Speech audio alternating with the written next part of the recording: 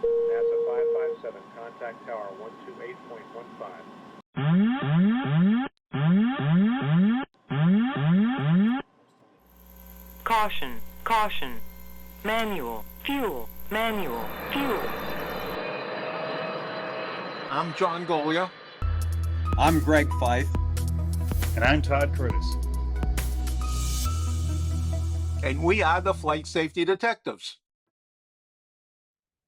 Well, hello, Todd. Hi, hello again. And how are you today?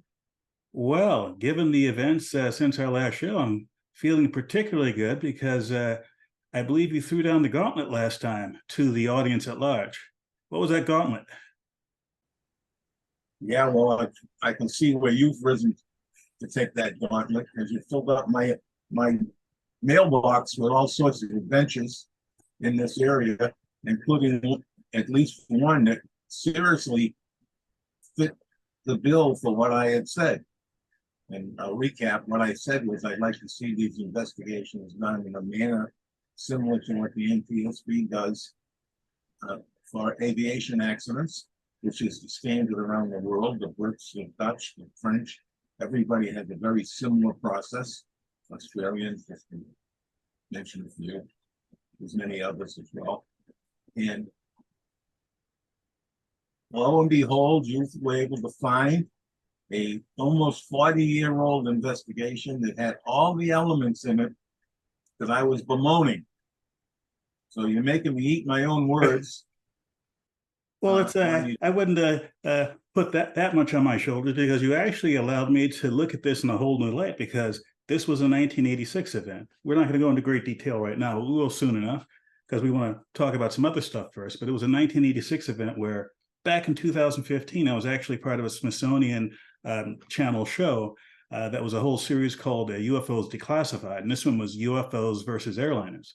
And I was one of these talking heads talking about this. And, you know, they went into great detail about this. Looking back at that show and the other details, it's like, holy moly, this is exactly what John was talking about. That an investigation had actually been done on a very serious level.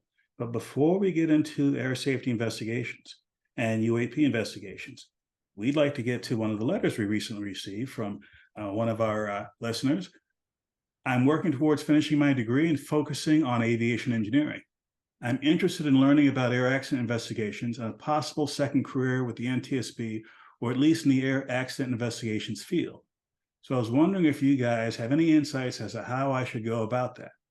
Thank you for all that you guys do for aviation safety every day. I truly enjoy your guys' channel. Keep the blue side up, guys. Well, I'm definitely going to do that last part. As for the first part, I think we have two different perspectives that I think will be useful for James.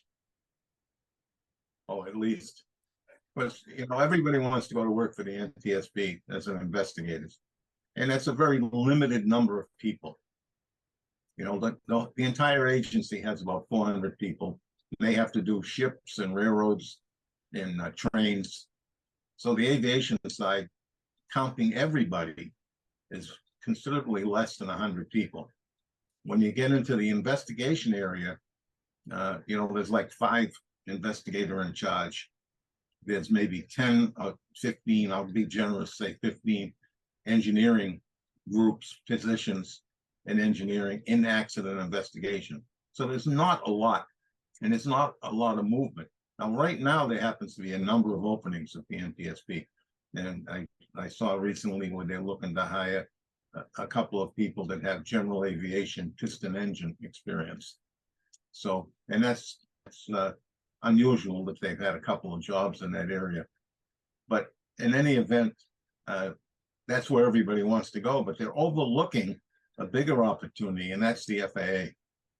The FAA has 50,000 employees roughly. I don't have the latest numbers, but in flight standards, there's over 3,000 inspectors, and in that, those people do accident investigations as well. And there's also an accident investigation division within the FAA where people are dedicated to it. So the opportunity to move around and advance is much greater at the FAA than it is at the NTSB. And plus, you don't lose sight of some of the other agencies either. Nobody ever talks about the Department of Energy or the Department of Agriculture, both of which have pretty substantial air fleets, either under contract or ones that they own themselves. And they have, both of them have a division that does investigations. So that it's, there's other places in the federal government where you can go and do investigations in a meaningful way. So don't lose sight of that. You need to spend some time on the internet and do some window shopping, so to speak, and you'll find it. And then you can also search USA Jobs, where the federal government posts their jobs, no matter where they are. And that's a big help too. So there is opportunity for someone with an aviation engineering degree, more so than an A&P mechanic or some other people. That engineering degree seems to carry the weight into investigations, although it's not the end all to all of them, because the operation side as well. You know, engineers design things and they think that that design is the way it's operated. The real world has other ideas sometimes. So yes, I wish I was just coming out for an engineering degree right now myself, because the opportunities that are out there are just tremendous today. And engineering is basically the path I took. I had an undergraduate degree in engineering, and after that, I went into the Air Force as a flight test engineer. And after leaving the military, I decided that I wanted to get into a different part of aviation, into the civil aviation side. And when I was in graduate school, I did a bunch of work with respect to what were the regulatory aspects of aviation, monitoring traffic and controlling traffic through pricing, and also, most significantly, working with a particular professor whose expertise, one of his expertises, was in aviation safety. And I was looking at this from the academic statistical, let's look at all the data and see if there are any patterns here that make sense. And that led to a career in the industry when I was at Boeing as a safety engineer working on the 777 project, and also getting involved in various industry efforts, including dealing with an industry-wide movement toward increasing the level of safety and decreasing risk, and working with organizations like John was involved in, Bird Strike Committee USA, where I was interacting with colleagues from around the world dealing with that aspect of aviation safety. And that led to me doing things online back in the early mid-1990s, when the internet was well, a bigger Wild West show than it is right now. And I carved out a niche for myself as someone talking about aviation safety from a general perspective, and also from the specific perspective of what my 2 cents was about particular issues. And of course, I was heavily interested and heavily involved in the aviation safety side of things from the mathematical analysis and engineering perspective. Now, could I have gone on to the NTSB? As an employee, I could have, but again, working with John as I did, subsequent to a bird strike event up in Alaska, we were working closely together in the mid-1990s. And I was involved with other people within the FAA and government. Now, beyond my path, the military, all the military branches have significant aviation departments, and they have people within those branches, some of them pilots, some of them not, who are on the aviation safety side of things. There's also the manufacturers, of which I worked for one. They're manufacturers of other kinds of aircraft, and there's a bunch of new manufacturers out there looking at vertical taxis and whatnot. So they may have a need, or if not now, then in the future, for someone with that kind of expertise to look at the risk and safety aspects of what they do. And we would be remiss if we did not mention the insurance industry and our favorite insurer, Avemco, which have people who are looking at aviation safety and accidents from a different perspective, but still, they have to bring their expertise and their insights into it to try and reduce the accidents that happen, to try to reduce the risk to their clients. Yes, and let's not forget the space side, SpaceX, Virgin Galactic, well, when they were in business, and Jeff Bezos and his adventures. All of the space programs all have safety officers embedded in the group, and they're mostly all engineers. And I have to mention also all those folks online who are doing websites, social media, what have you. And again, they run the range from the serious to the ridiculous.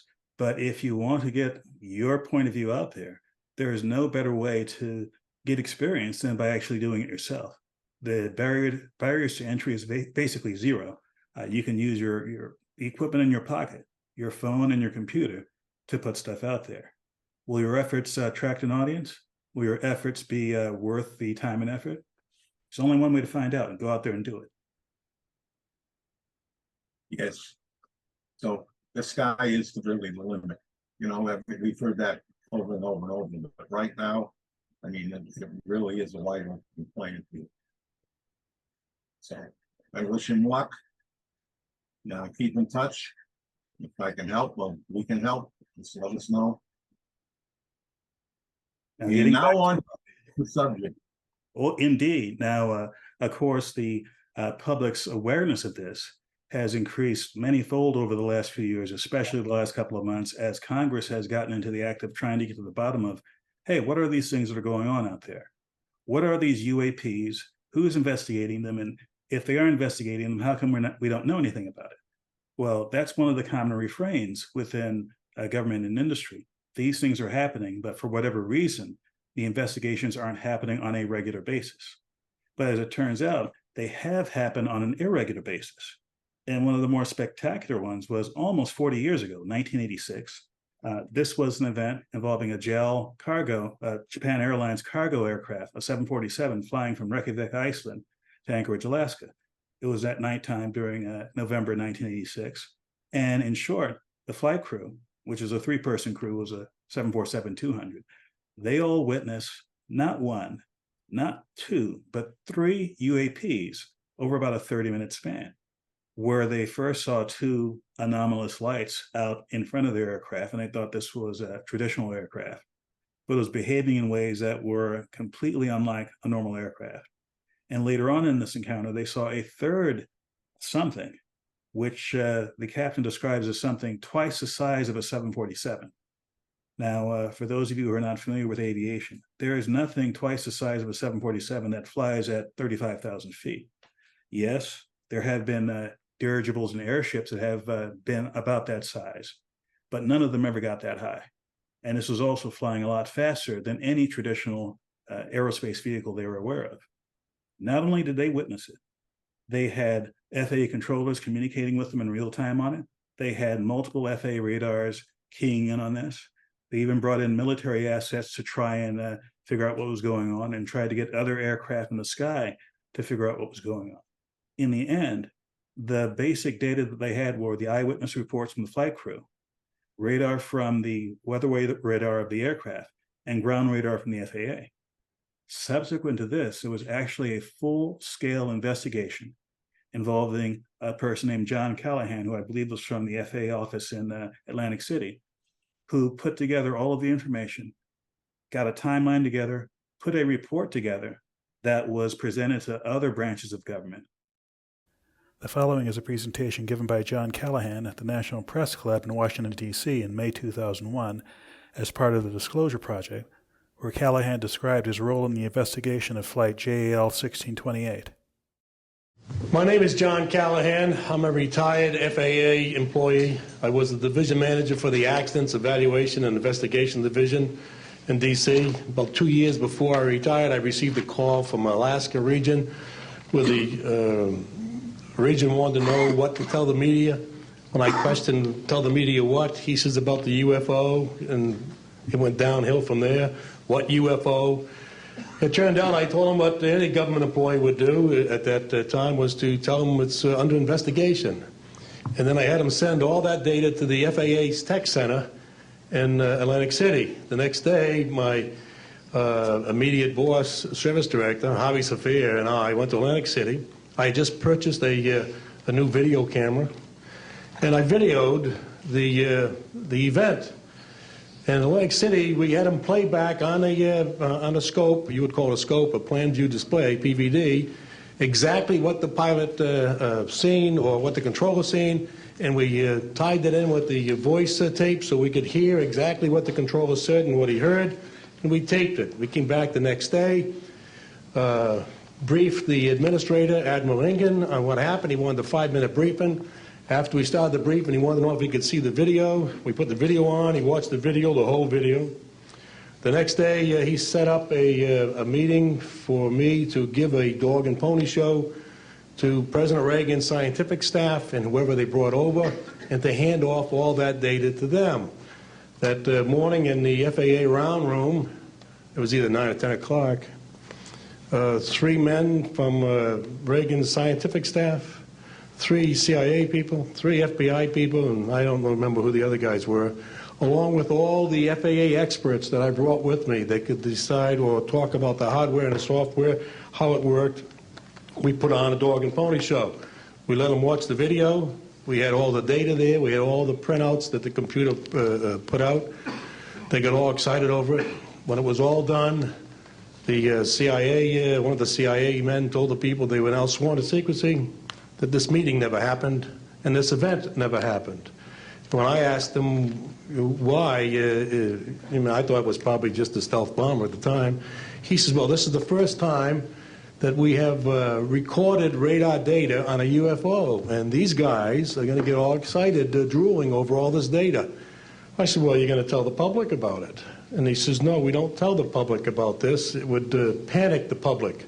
He says, we're going to go back and study this. I said, okay. It was what he was going to do. Now, I've told this story many times, and I get sometimes funny looks from people. I have with me the voice tapes of the controllers that were involved, the FAA original tapes. See, after we handed this stuff off to the president's staff, the FAA didn't know what to do with it. We don't separate UFOs from real traffic, so it's not our problem. Okay? I have a copy of the original of the video that we took, which is rather interesting. And once the thing was all over, the reports started coming into my office, but because it wasn't an FAA air traffic problem, the FAA's report ended up on a table in my office. And it stayed there until I retired, when one of the staffers packed up all my gear and helped it move to my house. Also, in a box I found just a few days ago, in my 1992 tax return, I have the target printouts from the computer data, which, so if you wanted to or look at every target that was up there at the time, you can now reproduce this from this piece of paper here. And it's called the UFO incident, Japan 1648, I believe the number was, that happened on November the 18th, 1986. There was another gentleman, John Greenwald, who runs a site called the Black Vault, where for years he has done very deep dives into the Freedom of Information Act to try and find information on a variety of subjects, some of them dealing with UAPs. And he actually got quite a few documents about this. So even though there was a formal analysis that was done by the FAA, even though this was presented to other branches of government, there's enough other evidence out there, including the initial incident report, interviews with the flight crew. This is all government documents. This isn't, third hand or anything.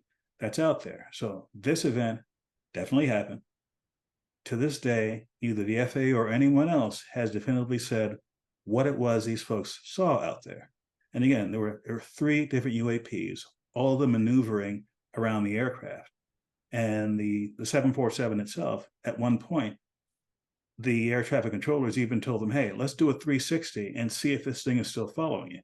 And again, it was doing things which didn't make a whole lot of sense from a regular aircraft perspective. For example, you're doing a turn, let's say to the right, and whatever it was off to your left and kept the same orientation as one does a 360. If you're doing a 360-degree turn in a 747 at 35,000 feet or so, or roughly 35,000 feet, that's a pretty wide circle. It would have to be a much wider circle for something to be several miles outboard of you and at a much higher speed in order to keep pace relative to the aircraft as one goes around the circle. So again, I have no idea what this was. I'm not even going to speculate what it was. But given that there was radar returns off of this, this was a phenomenon which was not only visual, but reflected radar energy. Does it mean it was a physical object? I don't know. Does it mean it was a weather phenomenon? I don't know. Is it something else? Yes. You know what? As I read through what you sent, I was very disappointed to see that Japan Airlines grounded the captain for a year And it wasn't clear to me if it was the whole crew that was grounded or just the captain. But boy, that's a sorry state of affairs when you do something like that. That means everybody else that sees something is not going to say it. And, you know, it puts a lid on it. And that's not going to get anything resolved. I mean, if we're going to do investigation, we have to do them openly and honestly and encourage people to come forward, not punish anybody who comes forward. Especially in hindsight, when you look at what was uncovered in this event, that captain and that crew was entirely correct. Something was going on and they couldn't answer to something. And nobody up to this point in time is able to answer what was going on. Fortunately, they didn't panic. Fortunately, they kept a steady hand on the airplane. But that's not to say that somebody else in the similar circumstances might do something evasive action that could get them in trouble. And it wasn't just the flight crew that, in my opinion, did the right thing. The air traffic controllers who were keeping an ongoing conversation and giving order, commands and suggestions and whatnot, in my opinion, from my inexpert outsider opinion, there was nothing about the interaction that was dangerous in any way, nothing about the interaction that would have made the situation worse. They were trying to bring other assets into the picture to try and understand, to get a broader picture of what's going on, including other aircraft, other civilian aircraft, and military assets. So as a case study of what to do in a UAP situation, this is a fantastic case study.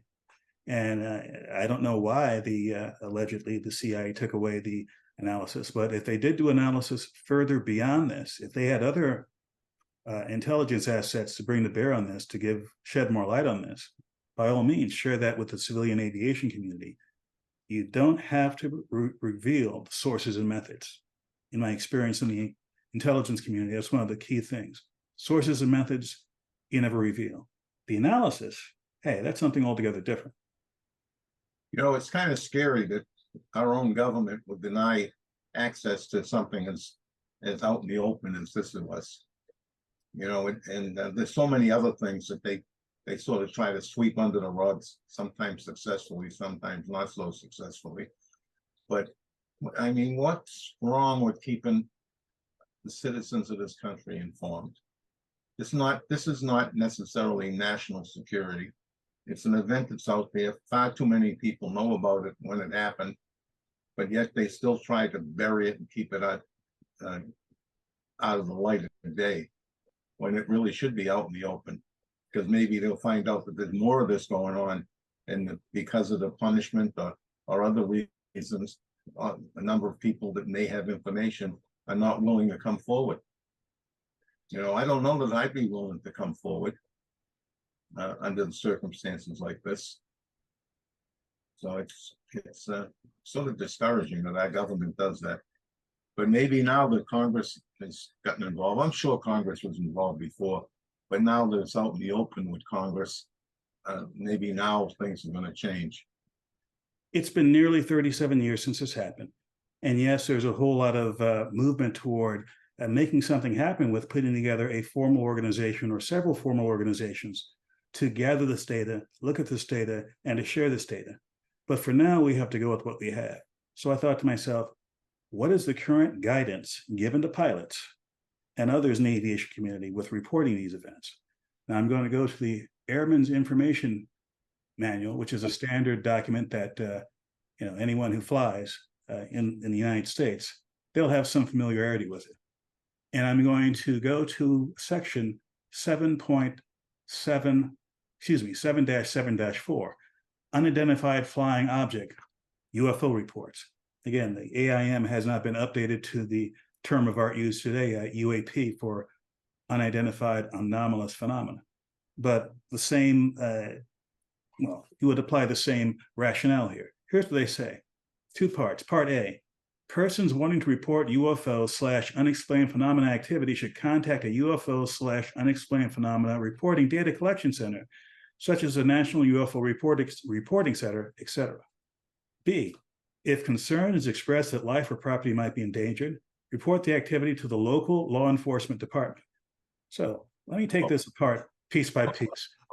I love that. Hold your horses. I know, and no cursing. This is a family show. Let's go with part A. That's the least controversial. I've actually, over the years, have been in contact with the person who runs the National UFO Reporting Center. This is a gentleman who has been extremely dedicated to collecting UFO reports for years. And again, he is one person.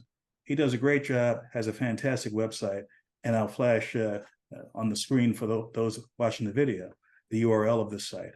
But he's only one person, and he's done a fantastic job compiling this. And I'm sure that one could take this and analyze it, these written reports, and get a picture of some kinds of phenomena. But he's only one person. He's not an organization. And when he stops doing this, what do you do then? They don't even give you any other places to go to. Now, on the local law enforcement perspective, let's say you're a pilot. Let's say you're flying. Let's say you see something. In the modern era, you can whip out ForeFlight, rerun the flight, and figure out exactly where you were geographically when this happened. What is local law enforcement when you're in the sky? First off, in general, and I'm no lawyer, the federal government controls the sky. They regulate the sky, and they regulate what can and can't happen. So if there is a legal issue involving anything flying, that's usually a federal thing. Why should you go to a local jurisdiction? I don't know. Second, what local jurisdiction has the time, resources, inclination, or self-interest to follow up on this? And the first question is, where did it happen? 20 miles from the airport. Well, that's out of my jurisdiction. You know, so that's really, that is just crazy that they make that statement in there. Absolutely crazy. And this is a statement that's been there in one form or another for years, and there has been no movement there. Now, obviously, the AIM is not the first and last word in what to do in a situation like this. Clearly, if there was something that was a safety flight issue, there are other things that would probably kick in immediately. For example, if you have what you think is a near midair with another aircraft or with some unknown phenomena, there's a near midair collision system database that you can apply to. If you think you have a drone of some kind at altitude that's about to hit you, there's a drone reporting database you can go to. Someone fires a laser at you, there's a database for that as well. There is no equivalent database that the US government has for this sort of situation, except, in my opinion, the Aviation Safety Reporting System run by NASA on behalf of the FAA. That's something where for years they have collected reports. They don't care what locality it was, so long as it was in US jurisdiction, and they de-identify the information. It will be publicly available, but no one will know who you were, what your registration number was on the aircraft, who you worked for, etc. They do a very good job of de-identifying it so that the core information that will enhance aviation safety is there for everyone to see.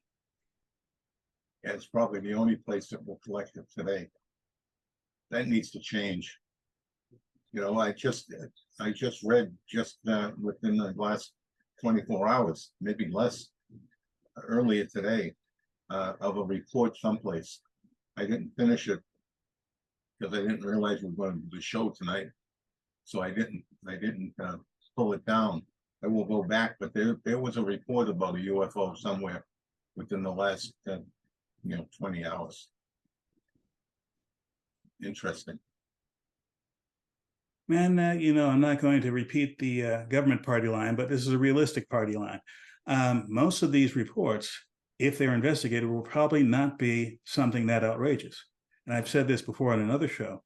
There have been times when I would walk out the door, and if I didn't know it was a space station flying over, I would have thought it was an airliner, because a space station is at an altitude and an orbital speed such that if you look up at it at the right time of the evening, when the sun's hitting it and it's dark where you are, it looks like a airliner flying over with a single white light on it. And as it goes into shadow, it turns from white to red and disappears. Now, if you were to look at that, you say to yourself, oh my God, an airliner just caught fire and disappeared because it was like a white light. Then it started to turn reddish orange and it winked out. Let me call somebody. That was a space station. Another time, I go out my front door to pick up the mail just after sunset, and I see a string of white lights coming directly at me over the horizon. And I'd known that this was a sort of look and feel of a launch of the Starlink satellites. So I whipped out my camera And later on, I went to another resource that had exactly the time that it would have flown over my position. So this was an unusual string of lights, unlike any string of airplanes I've ever seen fly. But I kind of knew at the time it was a satellite. Later on, I had information to confirm it was a satellite. But I can easily see where someone who doesn't know about Starlink would look at that and think, my God, why are these airplanes flying in a line right over my house? Let me call somebody. Yeah, I'm sure there's a lot of that in some of those UFO reports. But I'm also not naive enough to think that there aren't some that are legit. This one in Alaska was definitely legit, definitely unknown, and I am not even going to speculate as to what it is. I agree with you, Todd, after reading all the stuff that you sent me. Well, I think we talked that to death. We got some others to talk about. There's some more material you sent, so we'll have the show sometime in the future to talk about some more of this process. And not to make it a big deal out of UFOs, not to say the sky is falling with UFOs, but just to say there's something going on that we need to understand. And that is the bottom line. And I have no second to last word because I think you just gave a great second to last word. So I will let you go straight into the last word. Well, the last word is the same word I always preach to. We're here to try to help reduce accidents, as is our sponsor of EMCO and many other people in the industry. And how do you do that? By paying attention to detail. If you're going to go flying, do a good session of pre-planning before you get to the airport. And after you get to the airport, do it again. Make sure you check the weather here, there, and everything in between.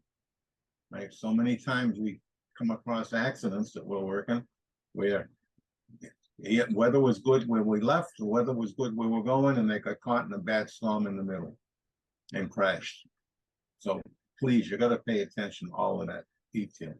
When you get out to your airplane, do a very detailed pre-flight inspection. Touch your airplane, wiggle things.